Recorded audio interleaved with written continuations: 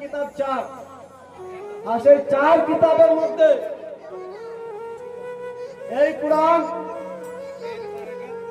এমন একটি কোরআন, যেই কোরআন রাসূল পাকের উপরে নাজিল হয়েছে। সেই জন্য বললেন নুজিলা আলা মুহাম্মদ রাসূলুল্লাহ তাআলা আলাইহি ওয়াসাল্লাম। যখন আপনি কোরআনকে জিজ্ঞাসা করবেন, কোরআন তুমি কার উপরে নাজিল হলে, কোরআন তখন আপনাকে এইভাবে উত্তর দিল, নুজিলা আলা মুহাম্মদ রাসূলুল্লাহ তাআলা আলাইহি ওয়াসাল্লাম, আমি ওই নবীর উপরে নাজিল হয়েছি, আমি ওই হাবিবের উপরে নাজিল হয়েছি যেই নবীকে না পাঠাইলে আজকে আসমান জমিন পাহাড় পর্বত আল্লাহ কিছু সৃষ্টি করতো না। আর শুধুমাত্র তাই নয়, আল্লাহ বলে আমি যে খুদা, আমি যে আল্লাহ, সে আল্লাহ বলে জাহির হতাম না। বলুন সুবহানাল্লাহ। তাই ব্রাদার বাপজি ভাইরা, বেশিক্ষণ সময় না নিয়ে ছোট্ট একটা ওয়াকিয়া বলে যায়। কেন?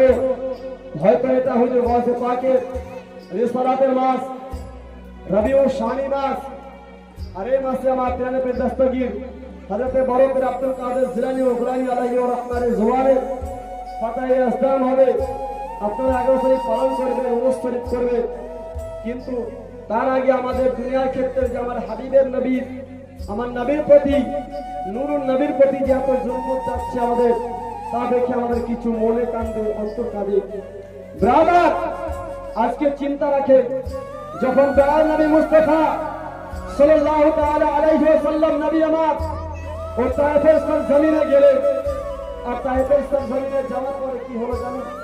নবী আমার যখন কলমার দাওয়াত দিতে গেলেন, কলমার দাওয়াত দিতে যাওয়ার সঙ্গে সঙ্গে রাসূল পাক কি আমার কি করতেছে? পাঁচ দূর থেকে পাথর ছুঁড়ে ছুঁড়ে আমার নবীকে আঘাত করতেছে, নবীকে আঘাত করতেছে। কিন্তু নবীর আঘাতে ওইদিকে আসমানের দিকে যখন তাকিয়েছিল, আসমান দেখতে কাঁপতে শুরু করে দিয়েছে। ওদিকে পাহাড়ের দিকে দেখতেছে, পাহাড় ধরতে শুরু করে দিয়েছে। ওদিকে জমিনের দিকে দেখতেছে, ওদিকে জমিন কাঁপতে শুরু করে দিয়েছে।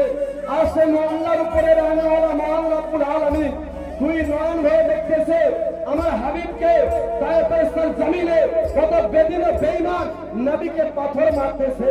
এই অবস্থায় মুআল্লিমুল মালায়েকা ফেরেশতাদের টিচার হযরত জিবরিল আলাইহিস সালাতু ওয়াস তাসলিম আল্লাহকে বলতেছে, হে মহান রব্বুল আলামিন, আজকে আপনি কি করে সহ্য করে আছেন?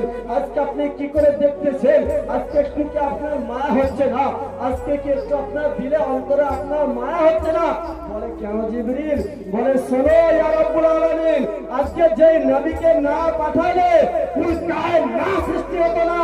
আজকে সেই নবীকে ও তায়েফের জমিনে এমন ভাবে পাথর আঘাত করা হয়েছে যে তার মাথার চুল থেকে শুরু করে পায়ের তল পর্যন্ত রক্তে লাল হয়ে গেছে। আল্লাহু আকবার।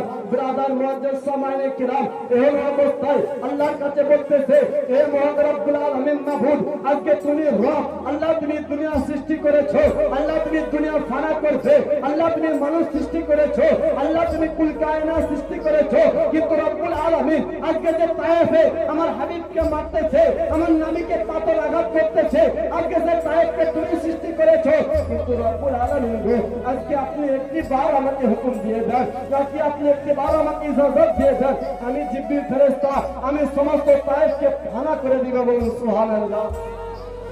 বলে ব্রাদার মধ্যে সমানে কেরাম চিন্তা করে, ওদিকে আমার নবীকে পাথর দিয়ে মারা হচ্ছে, আর এদিকে জিবরিল আলাইহিস সালাম আল্লাহর কাছে মানে সুপারিশ জানাচ্ছে যে আল্লাহ, আজকে আপনি আমাকে একবার হুকুম দেন, আমি পুরো তায়েফকে ধ্বংস করে দেব। আল্লাহ কি বলল? জিবরাইল, আজকে আমি আল্লাহ হতে পারি, আমি রব হতে পারি, আমি মাবুদ হতে পারি, কিন্তু আমি তোমাকে হুকুম দেওয়ালা